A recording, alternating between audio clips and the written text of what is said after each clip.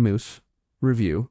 A touching bond forms between a North Little Rock teen and her late friend's mom. A mousy teenager with curly hair and a face full of acne, Minnie is the farthest thing from cool. Even if the actress who plays her, Catherine Malin-Kupferer, has charisma to spare. Minnie is practically invisible to most of the students at North Little Rock High School, which is what makes her friendship with Callie, the most popular girl in her class, so special. They've been close since before such things mattered, and Callie's the sort of person who always made sure that Minnie was included. So what does life without her best friend look like? And how does one balance that loss with what everyone else is feeling from Callie's shell-shocked mother, Sophie Okonedo, giving the first Oscar-worthy performance of 2026 to those classmates who claim Callie as their own, the latest modestly scaled, sensitively crafted drama from directors Alex Thompson and Kelly O'Sullivan. Mouse is a movie without a clever marketing hook, but it's intelligent, perceptive, and true. As in their two previous heartfelt Middle American indies, St. Francis and Ghostlight, the couple draw from their own lives and the world around them. Here they turn their attention south to O'Sullivan's home state of Arkansas, setting the film in 2002, a time before cell phones and social media rewired how we engage with one another. Back then, the world was still skeptical of therapy, and teens consumed pop culture on shiny silver platters. Minnie meets her first love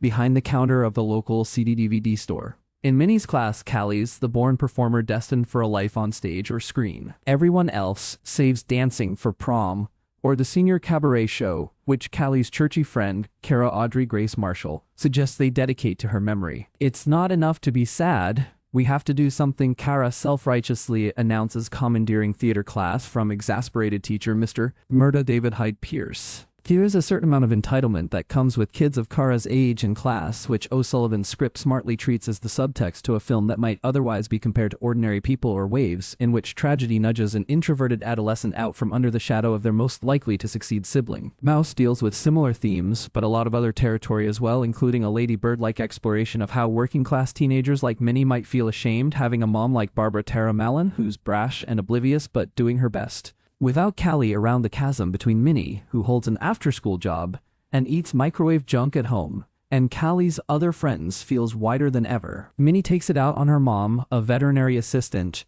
juggling a house full of rescue animals, and a random toddler, Shez, all but adopted. The boy needs a home, and her heart is bigger than Minnie appreciates. When Callie was there, she spent as much time as possible at her upscale friend's house, and now that she's gone, Minnie gravitates to her mother, Helen Okonedo, an elegant, once radiant woman now drained by grief with a posh British accent. Helen's grateful for the company taking Minnie under her wing and spoiling her with home-cooked meals and private singing lessons. Together, they decide that Minnie can sing a show tune from a chorus line during the senior cabaret, and though Minnie insists she has no talent, there's comfort for both parties in Helen treating Minnie the way she would her own daughter. The movie's tender piano score is so comforting we could be eavesdropping on Helen playing to herself late one night. In a more conventional film, Helen might unlock some hidden potential in the socially introverted teen, which would then be revealed at the big show. But Mouse is grounded not just in reality but relatability. While not a comedy, it's full of humor and subtle, wince-worthy moments that feel instantly familiar. The time you made a fool of yourself in front of the entire class, or the harshest thing you ever said to a parent, and now wish you could take back. Where Minnie grew up not knowing her father, Callie has the kind of dad who stocks the fridge with beers and pretends not to notice if any go missing, which might seem ideal to some until you consider his daughter's fate.